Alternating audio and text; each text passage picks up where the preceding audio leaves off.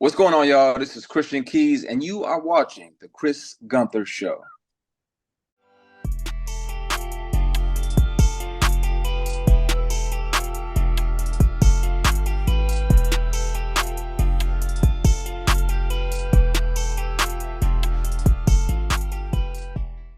What's going on, y'all? Welcome to the Chris Gunther Show. Appreciate y'all for watching. Remember to like and share this video. I'll greatly appreciate it.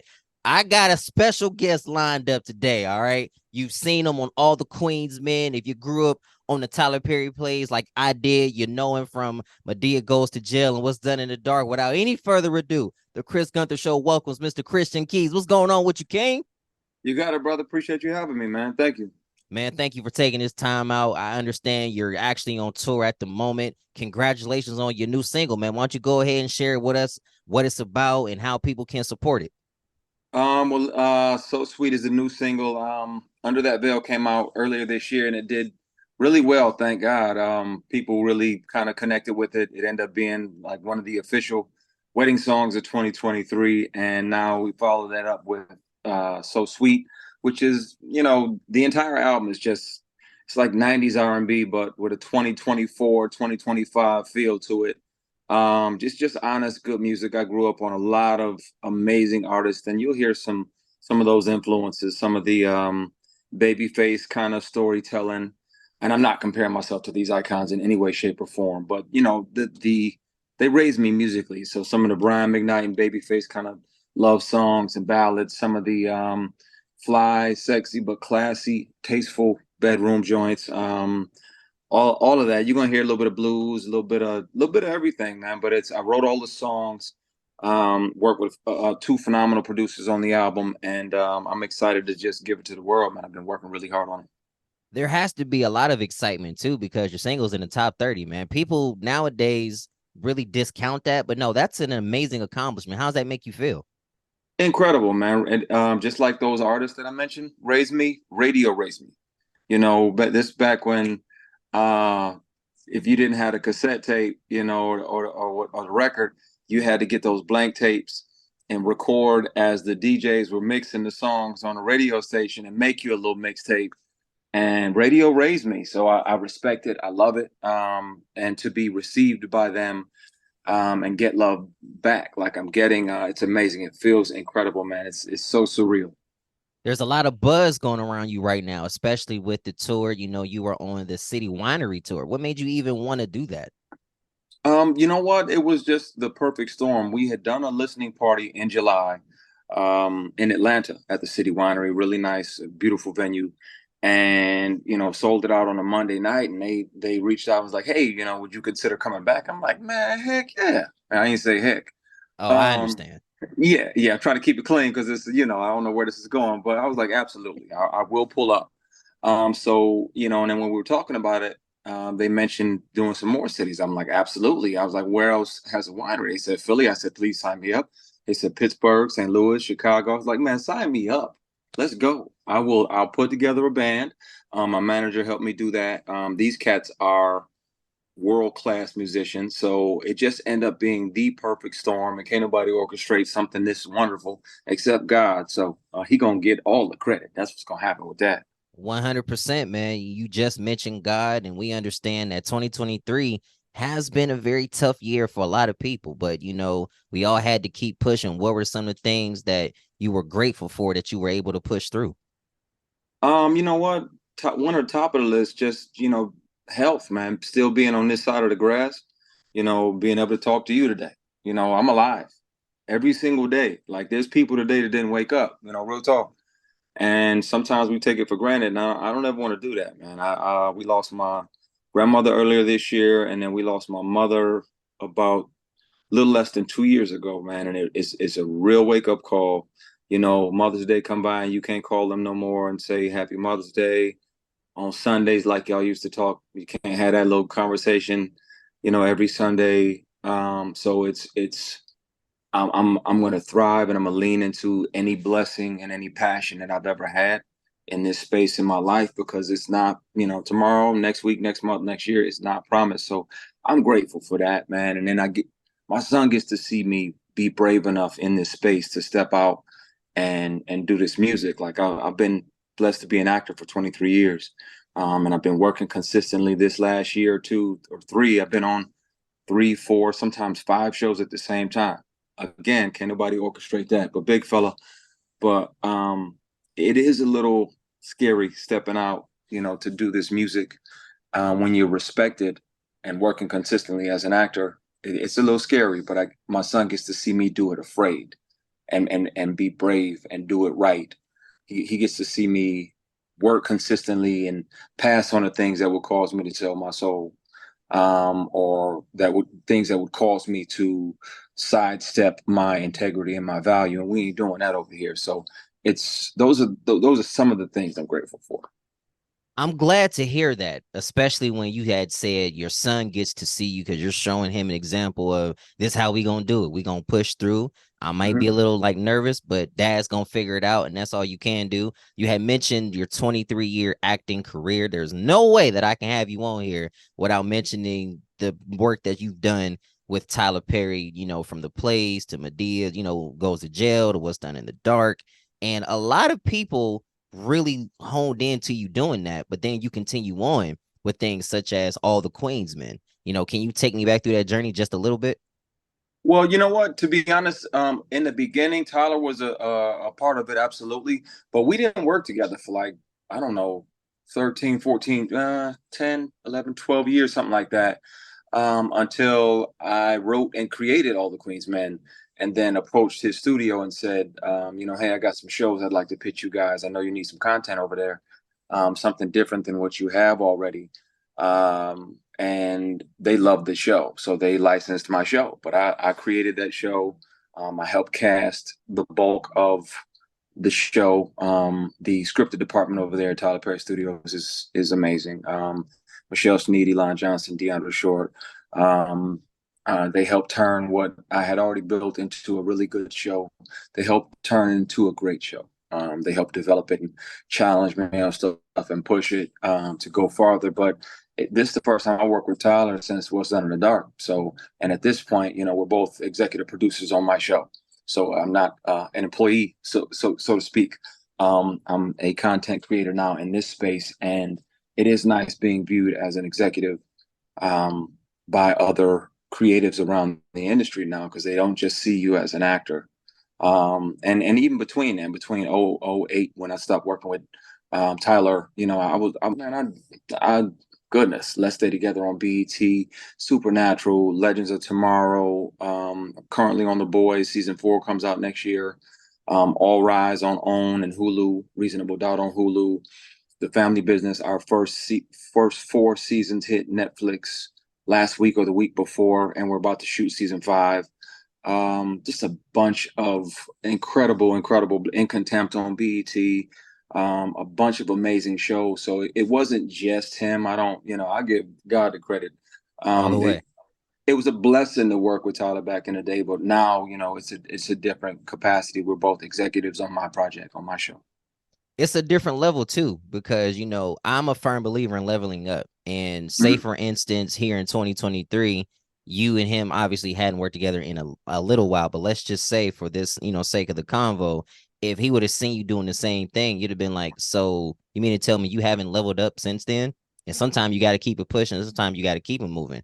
But to Right. see how you moved and to see all the things that you've done, album is coming out, the TV show is coming back out. Hmm. And I know everybody is really curious about All the Queensmen and all that good stuff. I understand we can't talk about a lot of it due to everything that has happened, but how excited are you to just be a part of something of that, to know that it came from you and that's why this thing has been so successful? You know what, man? That's almost unbelievable as well. Like the not only the blessing of being able to, create it. I wrote the original script I wrote in 2010, and I pitched it around the industry for like 9 years and got a bunch of no's and a bunch of maybes, and nothing ever happened with it. And then 2019, I pitched it to, Tyler Perry Studios, and they were like, hey, let's make some tweaks on the pilot, but we're going to go with that show. So I rewrote the pilot a couple times. Boom, they licensed it from me, and then we were in the pandemic, so I got to write most of like 85% of the first season, the first 10 episodes. I probably wrote at least, yeah, 85, 90% of the first season. So I really got to shape my show, my vision. And that was wonderful as well, because my favorite part of the entire thing, I think, is being able to be a part of the team that provides 150 or 200 jobs every time we shoot a season of my show. That's 150 or 200 black and brown folks that might not be working. And I love that. That's my favorite part, because that means that I'm right where God want me to be. I'm providing opportunity, and I'm working on what I love to do, and I'm doing a good job of it, and the people are loving it. So it's yeah, I'm over the moon, brother. As you should be. We coming to the end now. I'm so sorry, folks, but this is a very busy man. You got to keep it pushing. But this month is National Adoption Month. It highlights, the adoption and things of that nature. You were adopted. How Mhm. much did that play a factor in your success, as well as helping you to become the person that you are? It's funny you asked that. And people always try to, oh, you that Tyler Perry actor. No, I'm not. I am an actor. If we're gonna give anybody credit for my success, it's gonna be God, and it's gonna be Michelle Johnson. The woman who adopted me for the second time, showed me love, showed me unconditional love, showed me what a family is like. And it is necessary and a wonderful idea to make adoption an option. If that's something that people are looking to foster kids, or get involved with group homes, or adopt a young person, because there are plenty of incredibly brilliant, amazing young people out there that deserve a shot and that feel abandoned. And I've been there, so I know what that feels like. It messes with your sense of self-worth, and your self-esteem, and you end up having to do a lot of healing. But it is possible. But man, if you have it in your heart, consider it. Make adoption an option, because it'll reward these young people, and you could be saving somebody's life. I agree. And I think one of the coolest things is when somebody opens up their heart and their home to somebody and they say, you know what, I want you to be a part of this because I see something in you and I want you to be the best that you can be. What message would you Yeah. give to maybe somebody that is going through the process of, man, I just feel like I'm not enough. They don't want to adopt me. Like, what message would you send to somebody like that? I'd say probably do the opposite of what people keep telling you to do. They'll say it happened a long time ago, get over it. Don't keep harping on it. But if you don't heal from it, you can't move past it. So sometimes we do have to sit in that thing, or sit with it, and figure out how it broke us, so we can figure out, between whoever you vent to, if you got a therapist or a family member you talk to, or a preacher or something, God, your family, but how to figure out how to put yourself back together, how to untell the lies that were told, maybe even you told yourself. Because back when I was getting passed around to 12 or 15 foster homes, I told myself that I was damaged goods. That's how I spoke to myself and spoke about myself out loud. And you got to be careful what you say, because your spirit and your heart is listening. And I told lies to myself that I wasn't worthy, I wasn't valuable, nobody wanted me, I wasn't ever going to be loved. And once I started unprogramming and reprogramming myself from that mess that I was telling myself, I started to be able to heal. But I had to sit in that discomfort and that pain for a long time, until I realized, like, okay, I lied to myself and told myself I ain't valuable. I am valuable. I am deserving of love. I am. I gotta be, pretty good of a human being. I gotta be somebody, because God don't make no junk.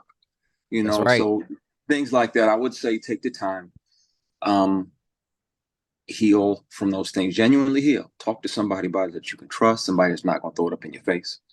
Somebody that's gonna listen with an objective, helpful ear, and move past all of that stuff if you can. And that's a great first couple steps right there. This has been an amazing conversation, ladies and gentlemen. I know we got to hurry up and jet. Man, I got to ask you this, though, brother. I got to ask you this. Now, I follow you on Instagram and I Mm-hmm. see all the great things that you're doing along with the in live shows. And in the show, I'm seeing that when you're singing that beautiful song Under the Veil, that a lovely young lady likes to come up and do her thing with you. I'm just curious, man. Do you feel that because you are a wonderful R&B singer and you have the ability to just persuade the crowd, is that something that you want to continue on with in your shows? Absolutely, man. I don't feel like God gives you passions for something if he's not going to lay out a way for it to bless you and for you to use it as a blessing towards your life and to bless other people. So like the because of some of the successes that I've had in acting and now singing, like I'm starting I partner with the UNCF to do a scholarship in my grandmother's name for next fall. So we're going to help 4 young Black folks go to HBCUs. So, like I said, that for me, that's confirmation. I know that makes God proud. I know that makes my mother and my granny proud. It makes me proud and feel good as a man. I know it makes my son proud. He told me so. So that lets me know I'm in my purpose. I'm gonna keep expressing myself via these means of creativity and just enjoy it, man, and make it honest and it'll connect with people. And I'm gonna let God do the rest of the work that I can't do, brother. Before we get out of here, can you give us some more information about your album and your tour? Absolutely. The album's called Get Involved. It came out last Monday. It's R&B, a little bit of blues, and you can understand everything I'm saying. It's a little when it does get a little sexy, I still kept it classy and tasteful. And it's fun, and you're gonna be like, yo, this. Wait a minute, I was hoping it was gonna be solid. This album is bananas. That's the response I've been getting. So that's what I'm gonna tell you to expect. And yeah, it's out everywhere: Apple Music, Spotify, Pandora, you name it, iTunes, everywhere. And we're gonna be adding more dates to the City Winery Tour and more wineries in various cities. I know Boston has one. I think they have one in New York, maybe DC, Nashville, some other places. So, and then some other concerts and tours as well. Never know who I'll end up opening for. So I'm excited, man. It's we gonna make it do what it do. As you should, ladies and gentlemen, the one, the only Christian Keys on the Chris Gunther Show. Cue my theme song. I'll see y'all next time.